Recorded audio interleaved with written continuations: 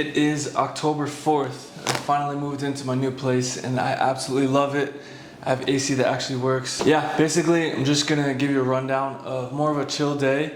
Typically I always train before I have my first big meal, but today specifically Damon is coming over. We're gonna talk over a couple projects. We have this huge event coming up, and as well as just plan for the business the next couple months. I'm gonna be leaving to Hawaii back home, so I'm super excited about that too. So just getting everything in line before my trip. We're gonna work on projects, plan everything out. I have to run a few errands, then I'll go into training, and then I'll end the day eating more, do some recovery, Epsom salt bath, rolling out, stretching, and then tomorrow we're filming at the C4 facility again. It's gonna be more of a chill day. Other than the training session, it's gonna be longer. In terms of my nutrition, now I'm absolutely terrible when it comes to nutrition. Before I used to track my meals, but then I just stopped, and I'll literally go the whole day without eating or drinking water, and my performance takes a huge impact on that. So that's why I'm gonna make this more of a focus, making sure that I'm eating enough. Before I was eating like 2,500 calories, and really what I need to be eating is 4,000 calories. And yeah,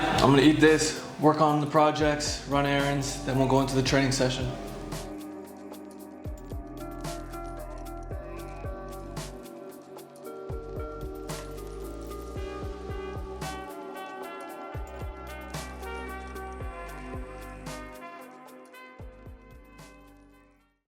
What this episode is going to be around is suffering. I notice a lot of people, even within my small circle, have this misconception on suffering. What is suffering? And what you really have to ask yourself is, how can I make my suffering useful? Because people will go throughout life in this constant loop, suffering and not making it purposeful. They're stuck in this loop of feeling unfulfilled, left empty, in a depressed state, not really seeing progress within their life. Now, when you ask yourself, how can I make my suffering useful?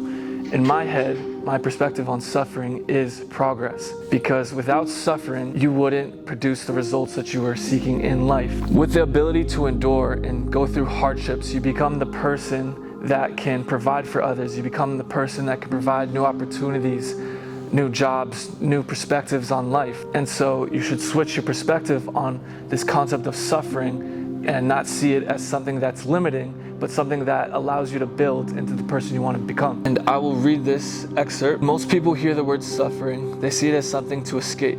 They run from it, numb it, or pretend it doesn't exist. But the truth I've learned is that suffering is one of the greatest teachers. It exposes what's weak in you, but it also reveals what can be unshakable. And I've been in the silence of my own thoughts, battling doubt, fear, and loneliness. But here's the shift. Suffering isn't punishment, it is preparation. Every scar, every setback, every sleepless night has shaped me into the man that I am becoming. Suffering has brought me closer to God. Because when I tried to carry it alone, I fell, and I felt every single time trying to do it alone. But when I gave it to Him, I found strength that wasn't my own. The misconception is that suffering steals joy, but real joy doesn't come from a life without hardship. It comes from enduring the fire and realizing you're still standing. So the question isn't, why am I suffering? The better question is, how can I make this suffering useful? How can I allow it to sharpen me, refine me, and push me closer to my purpose? Because without suffering, there's no breakthrough. Without suffering, there's no depth.